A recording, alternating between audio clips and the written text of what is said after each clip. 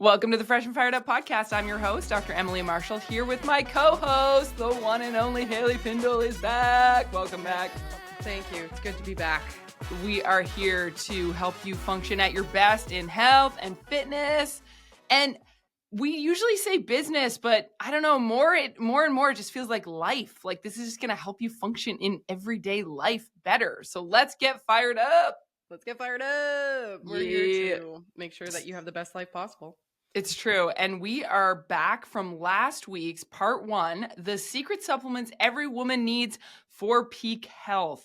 Yes. And last week we talked about creatine and collagen. So you can go back and listen to that episode. It was actually just me all alone. It was so challenging. I was actually not in good health. It's so funny though. When you look in our platform where we record, it's like, Dr. Emily's recording 45 minutes. What I actually shared with you, 27 minutes, because I had points where I was like, oh, wait, where was I going? Okay, I'm trailing off. Oh, you edited it. Oh my gosh, that's so funny. Because you weren't there to, cut in when I was trailing off. So I just had to reset myself. It was weird. Yeah. It's so funny. I do that too. It's so weird because on my content, like YouTube or whatever, like my personal content, I will edit so much, but then you see it on Instagram and it's like, well, it's just rolling off the tongue, when in reality I did the first clip like 20 million times, the second clip 30 million times, and then I picked the best out of all of them. Social media is not real, people. Social media is not real. I know, you are such a trooper. I mean, it turns out looking great, so good job on that. But well, thank you. It's because I'm proud of you. I do a lot of clips and takes, and it's so funny because now I'm like, wow, this is why movies take so much time, right? It is, yeah. And then post-production, and oh my gosh, that's impressive. Crazy. I know. Crazy. We're just ready for the movie industry, I think, is really what you're trying to say. We're already actresses. We're starring in the Fresh and Fired Up movie. It's true. You guys should follow us on YouTube. Make sure you hit the subscribe button. YouTube, Apple, Spotify. Because we are going to take you through. Oh, and hang until the end. Okay, on last week's episode, I showed you the supplements I take. Not that we're sponsored by those companies, but I showed you the creatine and the collagen that I take. And I told myself last night, I'm going to remember to bring down in my little podcast recording studio my other supplements, but I didn't. But we'll tell you about them at the end. Yeah, there you go. We want to kick off though with protein. So I told you guys that we would talk about protein supplementation as well as vitamins and electrolytes. Upon review of these topics, I'm like, oh wow, there's a lot to cover. So if we don't get through it in this episode, stay tuned for part 3. But hey, maybe we'll surprise ourselves and we actually will. We'll see. Yeah. But the top questions that women often ask for, as far as protein intake, and then we're going to get into supplementation for optimal health and fitness. Question number 1 is, how much protein do I need per day? And so I have one, what I'm going to say is I just find it easy to stick in your mind. But I know last time we have another episode where you quoted kind of a range, Haley, so you can share that. But for active women, aim for about 1 gram of protein per pound of ideal body weight. It's just an easy number to remember. So that if you are 150 pounds, if you feel and function well at 150 pounds, you want to hit 150 grams of protein daily every day. For muscle building, you might actually want to do more than that. What was the range that you cited last time? Well, actually with muscle building, I'm a little bit more lenient with my clients and myself as well, because you are getting enough energy. I like to bump it up when you're in a deficit, because there is more risk for muscle eating your muscles, pretty much. Oh yeah, I see what you're saying. Yes, that makes sense. Yeah. That's what I was getting at, because when you're actually trying to build muscle and then you're in a deficit, that makes sense. Yeah, so when you are building muscle, you can honestly just stick to 1 gram per pound of ideal body weight, and then if you're in a deficit, I would bump that up. Unless you're morbidly obese, very overweight, then just stick to the 1 gram per pound of body weight, because if you were 300 pounds and you're trying to eat 300 grams of protein, that might be a bit of a tizzy. Yes. Yes, you don't. Well, you want it to be more closely matched to where you're trying to get to. Exactly. Yeah, exactly. Yeah. Okay, good. No, I like that. So moving on then, because we want to look more deeply at where you're getting your protein sources from. And a common question that comes up for women is, can I get enough protein from plant-based sources? And so I wanted to give you like a little quick comparison on the efficiency. So you're definitely going to have better absorption from any animal-based protein. Let me just give you this comparison. Okay, 3 ounces. We're taking 3-ounce cooked steak. So it's not a very big, it's not, when you order a steak at a restaurant, well, you get 6, 9, or 12 ounce. So if we're just looking at 3, I'd get a 12 ounce. Have you done a 12 ounce? Oh my gosh, I've never done a 12 ounce. I've totally done that. Big slab of meat. You bet. Okay, so 3 ounces of steak, you're getting 22 to 26 grams of protein. In contrast, if we look at lentils, that's a half a cup of, like, if we're looking at the equivalent of 3 ounces, that's half a cup of lentils. That would give you 9 grams of protein rather than in the 22 to 26 range.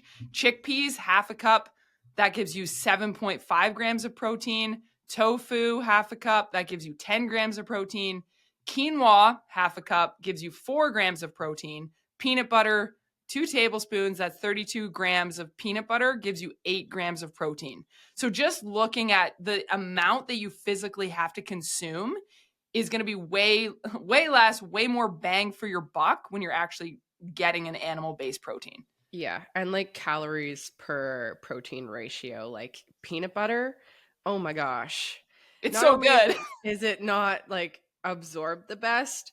Also, you're going to really go over on caloric intake if you're trying to get all of, or at least like even like a third of your protein from peanut butter, because it's more of a fat source. Like I wouldn't even consider that a protein source, to be quite honest with you.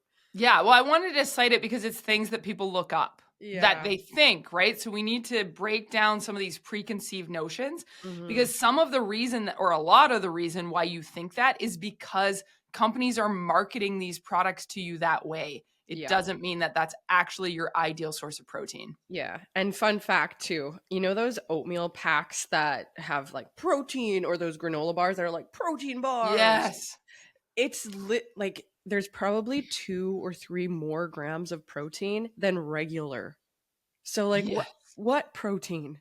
Yeah, when you turn it over and you look at the ingredients, and it's like, and the first ingredients are like brown rice and modified corn syrup, you're like, no, this is not a this is not it's good so protein. Negligible. Like what? It's not a protein thing, and it's like 8 grams of protein. Like woo! Oh my gosh, no. That's gonna help you so much. Like just have oatmeal.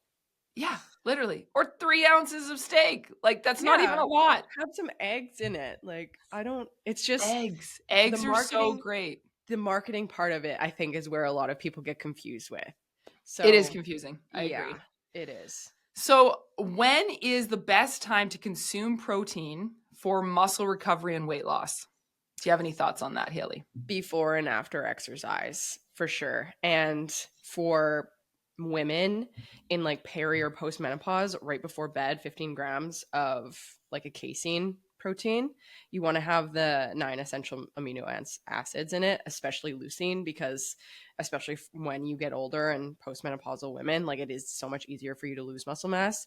And so overnight you want to have a little bit of protein in your system just to make sure that you're preserving some muscle. But for people, just regular reproductive women and people in general, post workout, there's actually more studies being done on women. Like we're a lot more catabolic afterwards. So waiting prolonged periods of time or training fasted is a lot worse for our muscle development than if you're training fasted or you're having like a protein shake 30 to an hour after your workout. So that's ideal.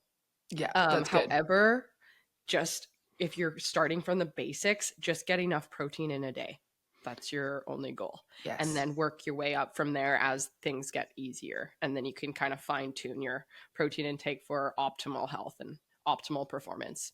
Yes, if you need to just simplify it at this point, I say the same thing for water and protein. Yeah. Try to front stack your day. So as much as you can try to get more of it in the morning and at lunch, that way you're not getting to the end of your day feeling like, oh, I didn't eat enough protein. And now you're trying to like get a bunch into you at the end of the day, which is harder to do and harder on your body. Yeah, same with like calories in general. Like I find a lot of people just push it off because one, like I think physiology has something to do with it too. Like our cortisol levels are higher in the mornings, which cortisol can suppress appetite. And then you're also busy. So people just forget to eat, which then by the end of the night, you're like cortisol levels are coming down, everyone's gone to bed. And now you're like ravenously hungry. So definitely because your parasympathetic nervous system comes on, which is like that rest and digest state where you actually want to. Exactly. And you're more tired. Willpower is obviously lower. But just shoving your face in with food and then having to go to bed, because especially for sleep, if you struggle with sleep, having your brain and your digestive system, the most like calorically demanding systems in your body, kind of battle each other out when you're trying to sleep. Like you don't want to be digesting food when you're trying to sleep, because it'll just keep you up and awake. So no, that's a good point. And that's going to circle me back to your point on casein protein, because we are going to get into the top protein powders that people buy or can get or that you're going to see on the market. So casein protein is one of them. It is a milk-derived protein. And the thing about casein protein, which is different than whey protein, which I'll tell you about next, it is digest slowly over time, more slowly over time. So it's got that slow digestion rate. It's going to give you a steady release of protein, which can make it more ideal for before bed or for long periods between meals, which is what you already alluded to, Haley. It promotes that slow digestion. So it can help with appetite control, making it beneficial if you're trying to manage hunger or lose weight. It is a complete protein, so it does contain all 9 essential amino acids, like you already said. I would say the cons to it is, for some people, it is dairy based. So if you are lactose intolerant or you have a specific allergic to dairy, then that's going to be more of a challenge for you. That being said, if you're not diagnosed or you don't really know that you're lactose intolerant, I will give you this. Lactose is one of those things that you can build up. So if you are like, it doesn't sit great, but I don't have like overtly horrible symptoms, you can take smaller amounts and kind of build your body up to get used to digesting dairy proteins, just in case you didn't know that. Yeah. Yeah. I actually just did a training on the gut microbiome with my clients, and you brought that up. Like there's colonies of bacteria in your gut. So you can actually either starve some or feed some, and they really like any army, they just want to take care of their own. So if you are feeding like little increments of lactose, you can actually build up your tolerance towards it, because the colony that takes on lactose in your gut starts to get bigger and then you digest it better. So exactly. Yeah. So it will be the same thing then for whey protein, because whey protein is also a milk-derived protein supplement. It is okay. It is actually fast absorption. So if you're looking to quickly absorb, right away, and it's that ideal for post-workout recovery, whey protein's a good option for you. Same thing. It has a complete protein profile in it. So good for muscle repair and muscle growth. It's also high in BCAAs, which are branched chain amino acids, which you can take those also on their own as a supplement. But this is, you already brought up leucine, isoleucine, valine. So they're all crucial for the role of muscle protein synthesis in your body. So it is going to help you reduce muscle soreness post-workout. The other thing about whey protein, it is widely available. It's affordable. Like it's really easy to get. It can be said that it can help your immune system as well. So there's some really good things about it. The con again would be, dairy based. For some people, they're really going to avoid that. But for most people, it's going to be fine for you. Now, that being said, you don't want to, in all of these, we want you to keep the lens that you're not replacing your red meat. You're not replacing chicken and eggs and the other like best absorbed sources of protein in your body. But this is a great way to supplement and make sure you're getting enough of your protein in, especially like Haley already said, if you're like, I don't feel like eating and I'm really not hungry, instead of not eating at all, do this instead. Any thoughts on that? Yeah. And I like to use the analogy too of a cupcake. Like you want your base and the frosting to be food and your nutrition. Like I will always be a food first person.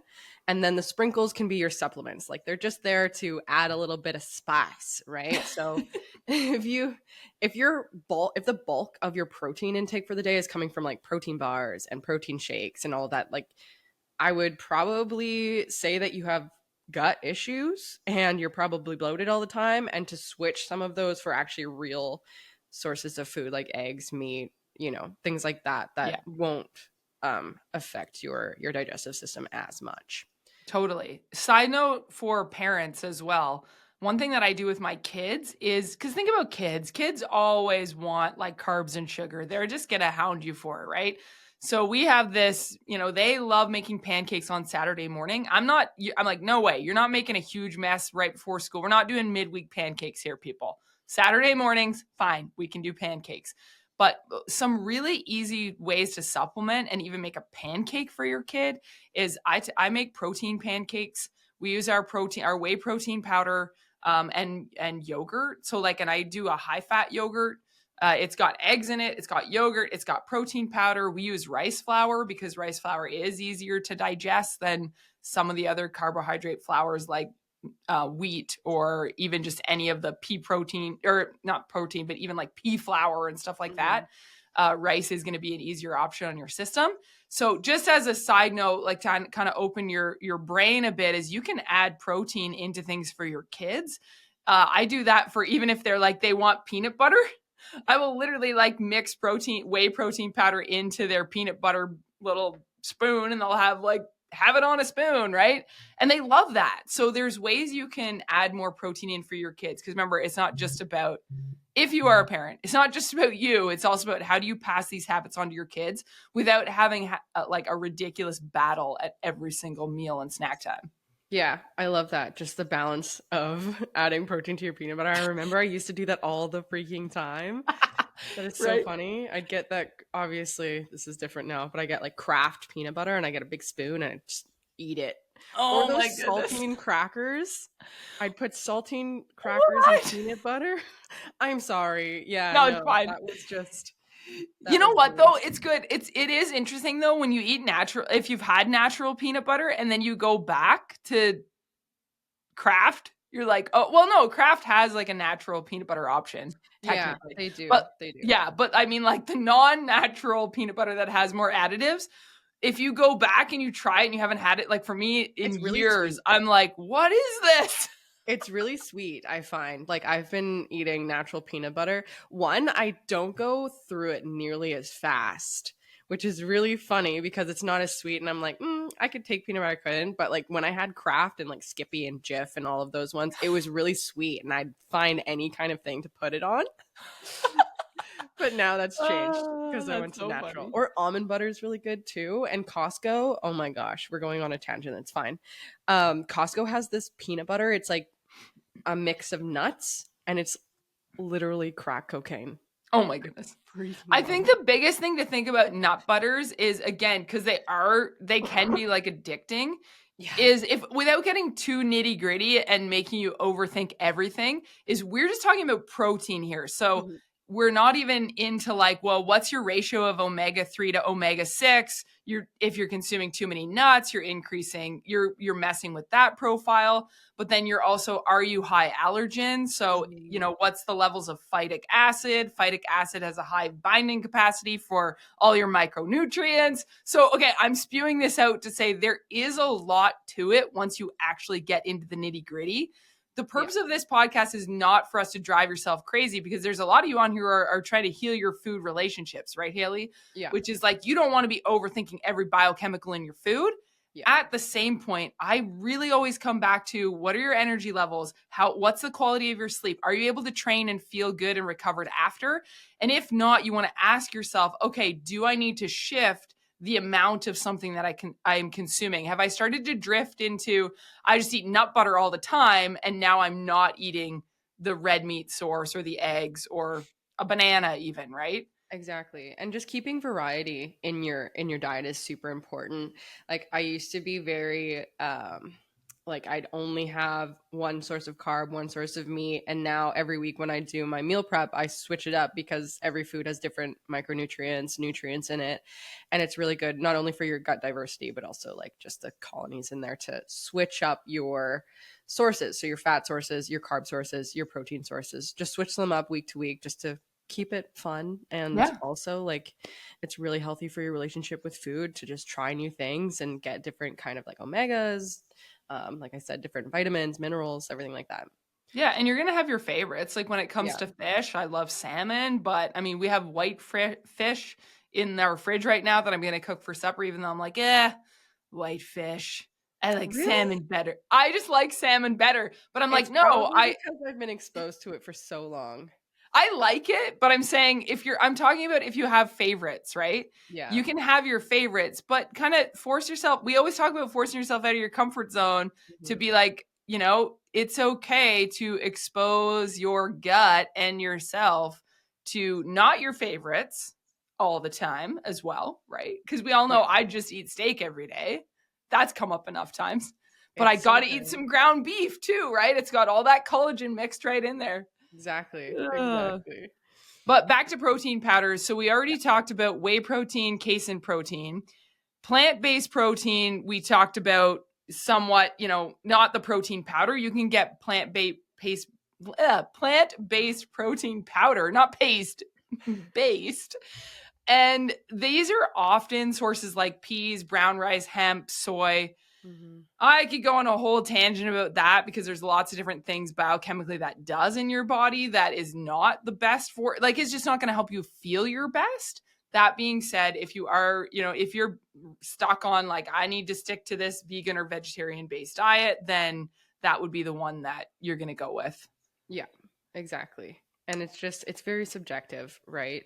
Because I do have a client who has colitis, like we spoke with Dr. Tasia. Yes. And like she has to do hemp and all this other plant stuff because like she really can't handle dairy and some other types of foods. So it is very subjective. So rather than having this as like a blanket statement, like obviously apply it to your personal situation. Yes. But yeah. No, I think it's just making sure that I think where I get at it, and I know obviously you can hear the bias in my voice, I think it's more where people who are like, I don't understand. When you have thousands of people coming through a clinic and they're like, I don't understand what's wrong with me over and over, and they have migraine headaches for years and they're on a vegan-based diet for years, and you're like, you are not, and you know they're not supplementing properly with what they need. It's more the frustration of like, oh my goodness, you are suffering. Like part of it is a compassionate irritation where you're like, you are literally suffering through migraines every day. And the solution for this is you are not getting all your micronutrients. Exactly. And so to me, it's too. Like if you are supplementing and you're a vegan, that doesn't all get absorbed. So it's so much easier for your body to absorb nutrients through actual food than to like go on this restrictive diet and then take a mass amount of supplements because you're not getting it from the food that you're eating. So exactly. Yeah. Yeah. And I think more than anything, it's like we just want you to be aware of the fact that it's like we want to help you and know that instead of asking yourself the question, why is this happening? Why do I feel this way? Know that this could be a very plausible source. Yeah. The other one is egg white protein powder. Egg whites. So, I mean, it is a high quality source of protein. They do have complete all 9 essential amino acids as well. It is low in fat and carbs. It's one of those things, you know, it can be good for muscle growth as well, because that's going to help with protein synthesis.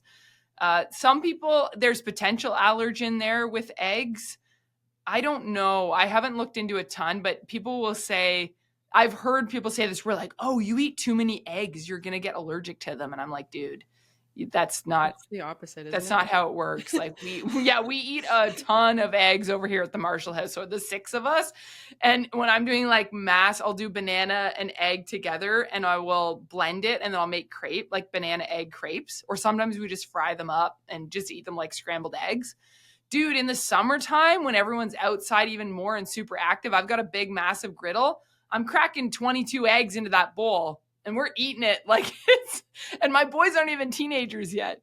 Oh my and there's gosh, no egg right. allergies over here. Oh, you wait. Oh my word. What are we going to do? We need egg donations. No, we actually have some friends who are constantly giving us eggs, and they're the sweetest. We're like, oh my goodness, you guys We've are got amazing. eggs. I could ship you some eggs. Yeah, ship some eggs. I know, your mom, right? Yeah. We only have 4 chickens though, and they just started laying again. So they took a little hiatus for the winter, and now they're starting up again. So that's exciting.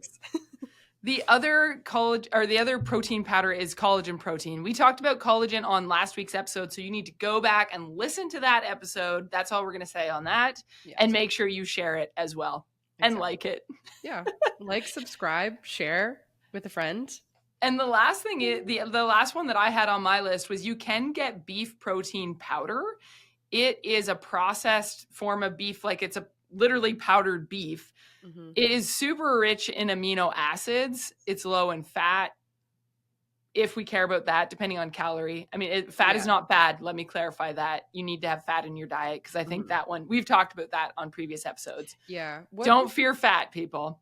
Yeah. And if you are trying to avoid dairy-based, then you could go with a beef protein powder.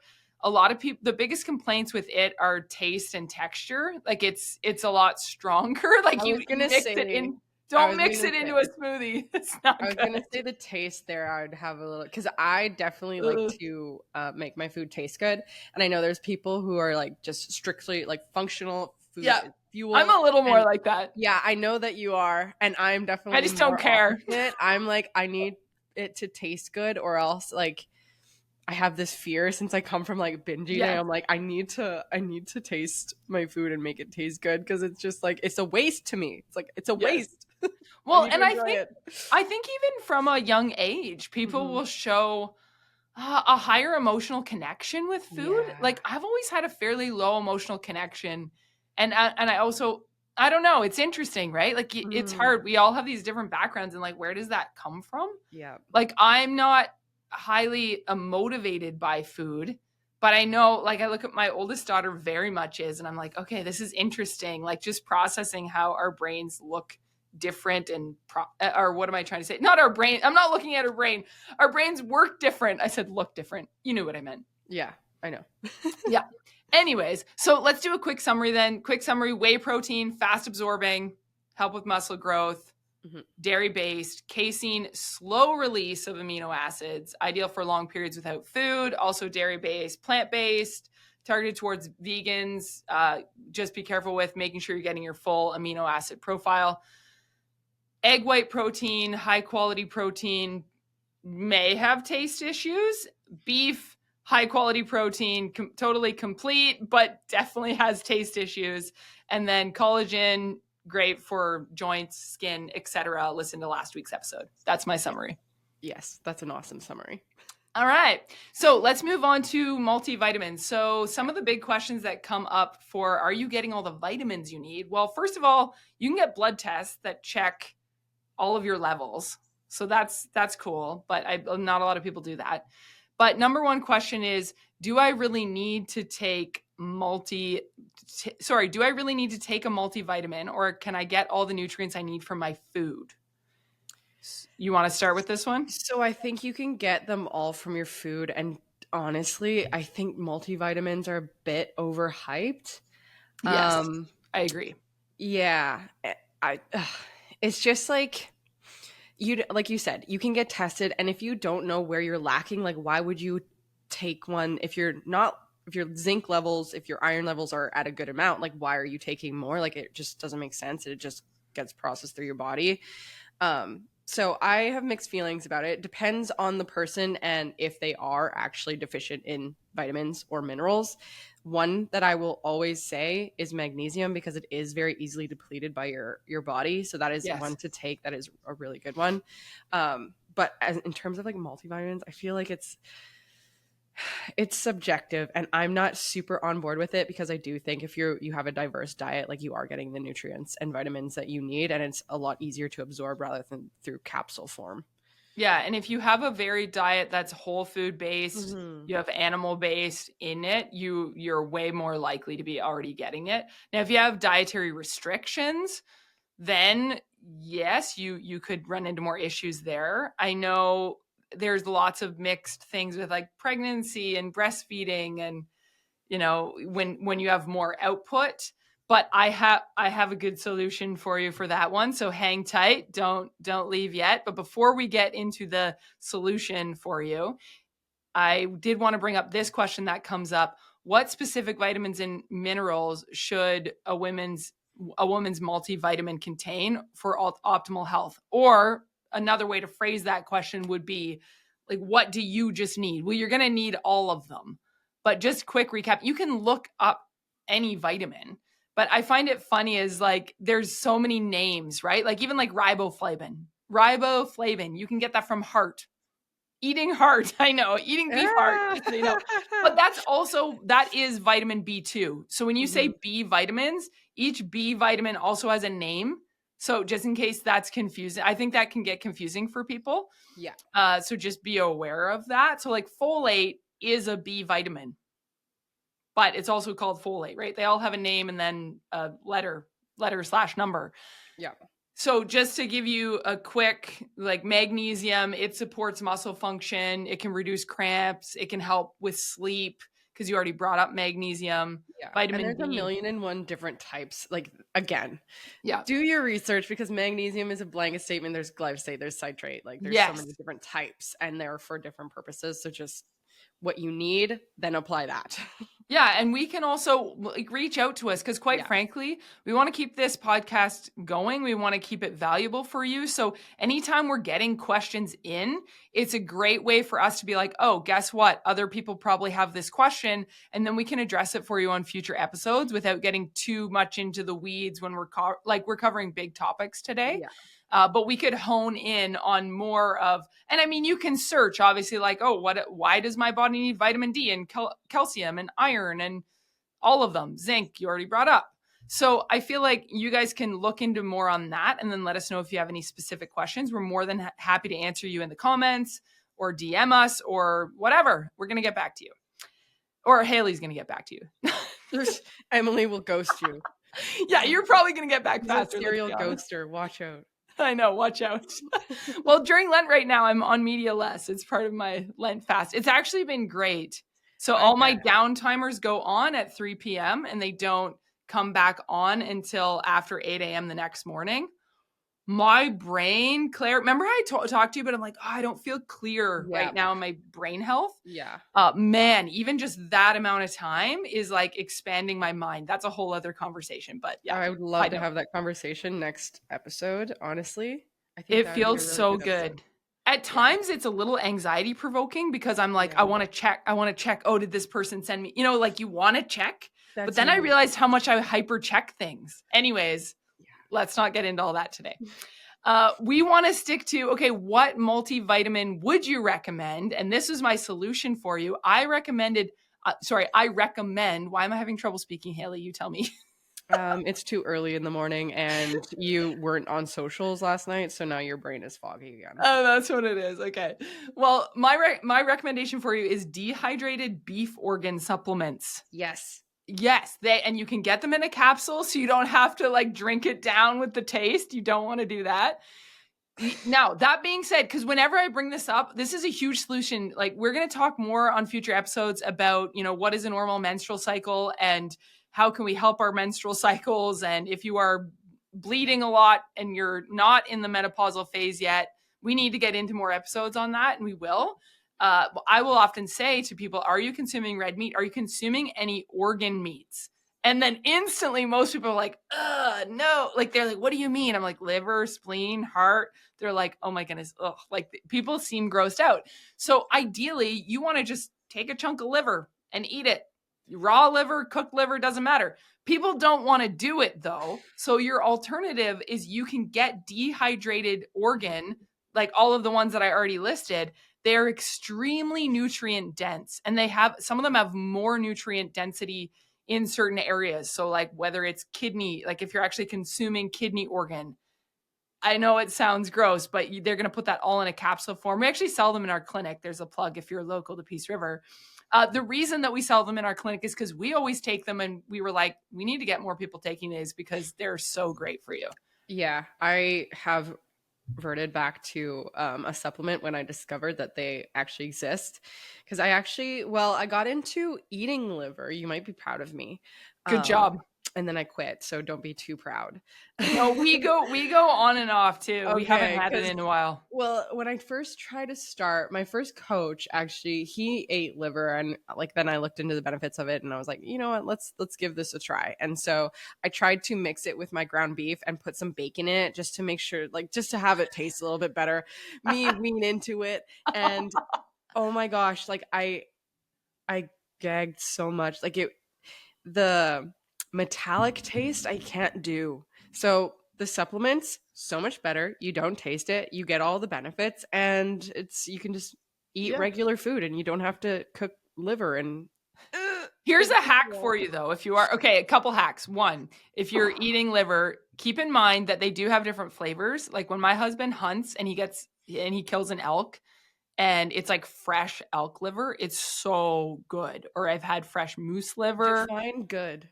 Like it actually tastes good. Okay, so here's the other thing. If you're cooking on the barbecue and you have nicely seasoned burger patties or steaks or whatever, and you fry them up on the barbecue, I will have a chunk of liver and I will salt it like a ton, more than you'd think. I use Himalayan pink salt, bunch of salt on both sides. I'll toss it on right where a burger patty or a steak was.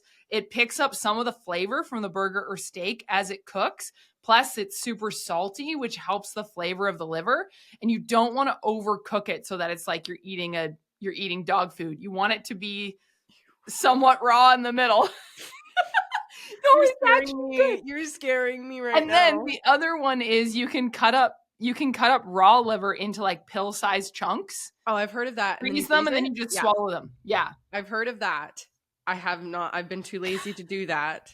And so I'd rather drop like $50, $60 on just my convenience pills. Okay, no, that's fine. So, okay, well, let us give you just another plug maybe Haley doesn't, but I want to tell you a little bit about each organ meat because it's profound. So when you look at beef liver, you're getting a ton of the B vitamins in it. You're getting iron that is very absorbable. You're getting copper. You're getting vitamin D, you're getting choline. These are all, you can look these up, but they're all good for like liver health, brain function, fat metabolism, immune system. I could go on, which I'm not going to because it's too much detail. But beef heart, CoQ10, good for your heart. B vitamins, zinc, taurine. I could keep going. Kidneys is rich in vitamin A and selenium, phosphorus. Am I sounding smart yet? And then bone marrow. If you do beef, well, you could do chicken. You can do any type of animal, but you can do bone broth too, right? And get a lot of bone marrow. That's good. Collagen, gelatin. You get a lot of fats. No, you get all the fat soluble vitamins. So vitamin A, D, E, and K, plus omega-3 fatty acids. Boom. Mic drop. Oh my gosh. You're so smart. Thanks. Well, I did take a bunch of nutrition in university and you do a bunch in chiropractic college as well. You do like all the biochemistries and toxopharm and all of that. Sometimes when I revisit though, I'm like, oh yeah, I did learn all this stuff at one point. Use it or lose it. Well, because I me, I actually really enjoy talking more about like broad motivational topics. Mm-hmm. Like I just love sharing like heartfelt messages and stories. But I mean, we do actually know this information, so we need to share it sometime for the sake of the greater good. The more that since you know it already, it's like, oh, everyone knows this, and it's just like hanging out in your brain, and you don't realize that like it's value. But like I've known this for years, like it's fine. No, I seriously struggle with like if I'm gonna fall back into a rut with sharing on the podcast or on any sort of social media, I always feel like, how do I provide value? I don't have value for people. Like it's a lie, but I'm saying if I'm gonna fall into a mindset funk, that would be it. But then once I start revisiting concepts, I'm like, no, this is totally valuable. I mean, you guys can drop a comment and let us know if you think it's valuable, but I think it's valuable. I think it's so valuable. What? Yeah, I wouldn't have joined if it wasn't valuable. So. I know. See, there you go. So which takes us to our last, I think we have time because we can cover electrolytes fairly quickly here. We already touched in we touched in the episode of, what am I trying to say? It was the episode with Dr. Shabita. Teja. Oh, yes. Sorry, she touched on electrolytes in that episode. So you can listen to her. She's wealth of knowledge, amazing stories. So go back and listen to that episode if you haven't yet. But to come back to some of the questions that come up for electrolytes, what are electrolytes, first of all, and why are they important for my health and fitness? So quick overview is electrolytes are minerals that carry an electrical charge. They're crucial for maintaining your hydration, your muscle function, and your nerve function. That one's overlooked. Yeah. Nerve function is very important, people.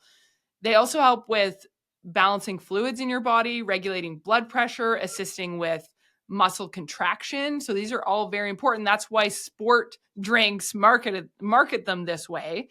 Yeah. And the main ones, it's sodium, potassium, magnesium, calcium, and chloride. And this is going to be very important for you when you're doing workouts, especially if you're doing long duration exercise. Do you want to comment on any of that? Yeah. So electrolytes. So when you drink just regular water, it's absorbed in your gut, but electrolytes help that process happen quicker. So between your intestines and like your gut and your blood, like it helps move it through the cells quicker than just regular water. And you can actually become dehydrated if you're drinking too much water and not enough electrolytes. Either you're getting that through your food or whatever, or electrolyte drinks. So they are super important, especially for athletes. And if you're sweating a lot, I think they can be a little bit overlooked in a sense of like, does the regular Joe need to have a bunch of electrolytes every day if you're just working out like for half an hour? No, like it's not super important. Like if you're sweating a lot or if it's a hot day, or especially if you're working out in heat, yes, super important to have higher ratios. I think a lot of the electrolyte mixes don't actually have enough sodium, potassium, magnesium, and all of that. So it's sodium, guys. Salt is not the enemy, even though it's really not. It's and I think really people not are scared of salt. And don't be scared of salt. Sea salt, pink salt. Yeah, exactly. And like, even if you don't want to get an electrolyte mix or you're not really sure, just put some salt in your water. Salt, lemon, have some DIY electrolyte drink, especially in the morning. I like to do one in the morning because what are you laughing at? I'm going to tell you what I do after you. It's ridiculous. I'm laughing at myself. Okay. People listening are like, what are they doing? You have to watch the YouTube to look at our reaction. I'm sorry. I wasn't laughing at you. You just sparked a thought in my mind. Please keep going. Okay. What was I even talking about? My electrolyte DIY electrolyte drink. It was lemon, salt. What did I say? I don't know. It's fine. We're ridiculous. Yeah. Lemon, salt, water. If you just want to, like, you don't have any electrolytes, just do that in the morning, and it just helps hydrate after like fasting at night, right? You don't have water for like 8 hours. Having it in the morning is really important. And then also if you're sweating in the afternoon or if you're going through a hard workout, then have electrolytes there. Otherwise, like, you don't need to overdo it either. Yes. Yeah. No, that's really good. All I was going to say is I don't enjoy drinking salty water. So really? I don't love the relight in the salt, but I love salt itself. So I will literally like salt in the hand. Like I will take pink salt in the hand, just be like a salt lick. And then I'll like water. Oh yeah. I'll take like a handful of salt, put it in my mouth. Make your water taste salty? No, like I eat the salt first and then I chug a glass of water after, and it's great. And I love it, but it's weird. That's why I was laughing. Most people don't do that. No, I wouldn't throw back some salt. Yep, I do. Though I do really like salt. And it's weird. I enjoy salty water as well. Yeah. See, there you go. Slightly citrus flavored. We all have our quirks. We're also here to make you guys feel more normal and feel great about yourselves. So good job for you for being awesome. Let's go. And we have a few more. Okay, we're wrapping up here. We are almost out of time. So how can I tell if my electrolytes are low? I will give you a quick rundown on that. Muscle cramps or weakness, fatigue or dizziness, headaches, nausea, vomiting, irregular heartbeat. Sorry. That would be more in severe cases. I will say this about headaches. Great remedy. You're having a headache. First of all, you probably need an adjustment, so go see a chiropractor. I have to say that. And then second of all, drinking water. This is something my husband does. So I always have to give him shout outs because he always listens to all the episodes. And if I don't, he's going to be like, you got that from me. So just to say that. But drink some water.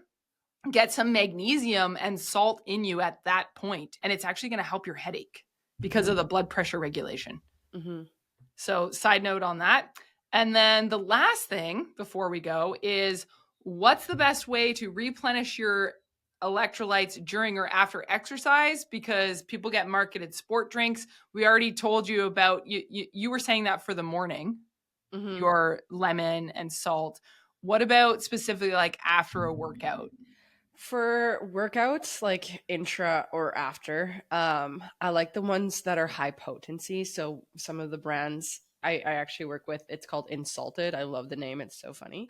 That's great. Element is one that a lot of people know Element, yes. Or like Relight. Have you heard of Relight? No. Okay. But those are like the high potency ones. So I really like those. Otherwise, like you got to look at the label and see, because some of them do have a lot of sugar, which is really counterproductive to the electrolytes. So just look at the label and make sure that it's got a good ratio of sodium, magnesium, potassium.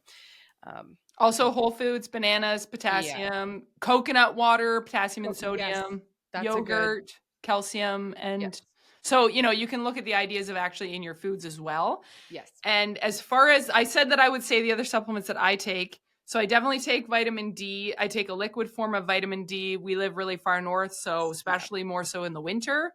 Already showed you my creatine and collagen last week. The whey protein that I use is the same as my creatine as a naked creatine. It's called naked whey, meaning it's literally just whey protein powder. You can get their chocolate whey protein powder, which is coconut sugar, cocoa, and whey, and that's it. Same thing with their vanilla. The reason I'm saying this is the same way that they can hide ingredients in your electrolyte mix. Protein powders are the worst for this. They'll have a laundry list of ingredients that are actually really not the best for your optimal health and function. Yeah. That's all I got. And then I think, and then beef organ supplements. Yes. Which we already talked about. Yes. Oh.